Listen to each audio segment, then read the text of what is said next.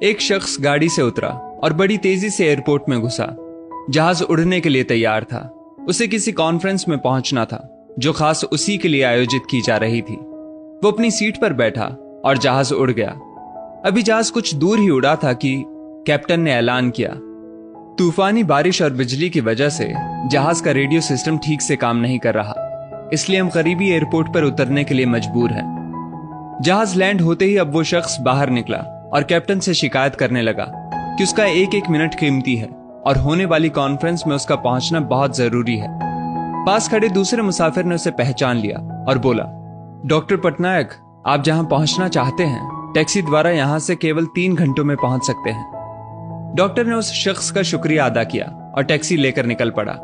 लेकिन ये क्या, आंधी तूफान और मूसलाधार बारिश ने गाड़ी का चलना मुश्किल कर दिया। फिर भी ड्राइवर गाड़ी चलाता रहा। अचानक ड्राइवर को एहसास हुआ कि वो रास्ता भटक चुका है। नाउमीदी के उतार चढ़ाव के बीच उस शख्स को एक छोटा सा घर दिखा। इस तूफान में वही गनीमत समझकर गाड़ी से नीचे उतरा और दरवाजा खटखटाया। आवाज आई, जो कोई भी है अंदर आ जाए, दरवाजा खुला है। अंदर एक बुढ़िया आसन बिछाए भगवत गीता पढ़ रही थी। उसने कहा, माँ जी, अगर इजाजत हो तो आपका फोन इस्तेमाल कर लूं।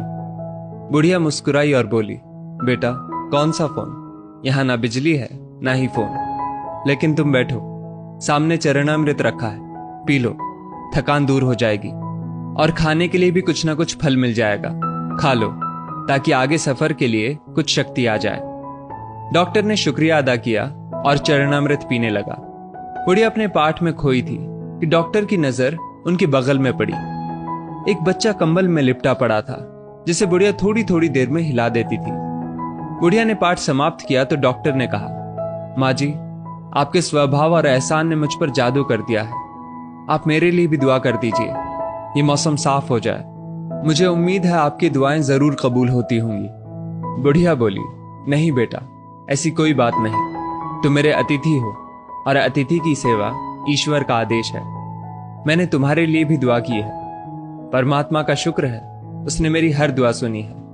बस एक और दुआ मैं उससे मांग रही हूं, शायद जब वो चाहेगा उसे भी कबूल कर लेगा।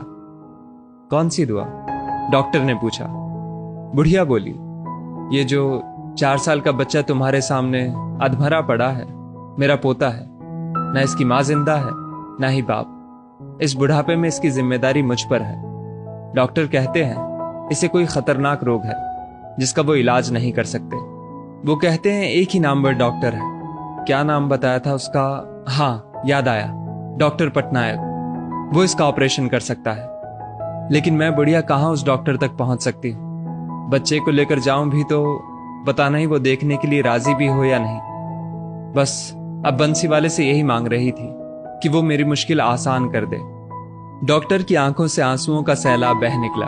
वो रूंधे कंठ से बोला, माई, आपकी दुआ ने हवाई जहाज को नीचे उतार लिया, आसमान पर बिजलियां कौंधवा दी, मुझे रास्ता भुलवा दिया ताकि मैं यहां तक खींचा चला आऊं। हे भगवान, मुझे यकीन ही नहीं हो रहा कि कन्हैया एक दुआ कबूल करने के लिए अपने भक्तों की इस तरह भी मदद कर सकता है। दोस्तों, वो ईश्वर सर्वशक्तिमान है। जहां इंसान बेबस हो जाता है वहीं से उसकी परम कृपा शुरू होती है। यदि इस वीडियो ने आपका दिल छू लिया हो तो इसे लाइक शेयर अवश्य करें और ऐसी ही बेहतरीन वीडियोस के लिए